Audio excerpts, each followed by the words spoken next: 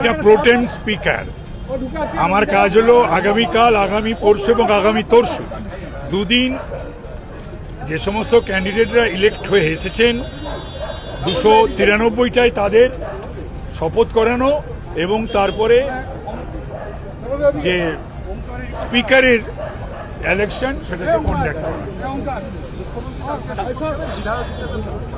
প্রথমে মুখ্যমন্ত্রী এবং আর যারা যারা মন্ত্রী আছেন প্রথমে তারা নেবে, তারপরে যেমন যেমন শিডিউল আছে সেই অনুযায়ী চলবে রুলিং অ্যান্ড অপোজিশন। আপনার দীর্ঘদিনের সংসদীয় রাজনীতির একটা অভিজ্ঞতা, সেখানে দাঁড়িয়ে প্রোটেম স্পিকার হিসেবে এই প্রথম দায়িত্ব নিচ্ছে, এটাকে যদি একটু ব্যক্ত করেন। স্পিকার, প্রোটেম স্পিকার, এটা তো আর জীবনে বারবার হয় না। প্রোটেম স্পিকার আমার দল, আমার পরিষদীয় দল তারা ভেবেছে এবং এটা একজন সিনিয়র বিধায়ককেই করা হয়, এটাই পরম্পরা।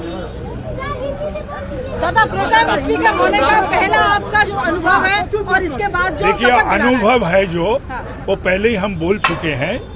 जो हम लोग का सरकार हुई, जो कुशासन अपशासन हटी और जो ममता जी हारी और शुभेंदु अधिकारी ने चीफ मिनिस्टर बनी, इससे आनंद इस जीवन में हमको नहीं मिला। तब तक तृणमूल कांग्रेस एलिगेशन कर रहा है कि अभी जो सीईओ से सीएस बना गया ये बीजेपी का एक गेम प्लान है, ऐसा तृणमूल कांग्रेस? ऐसा बहुत गेम प्लान तृणमूल का था।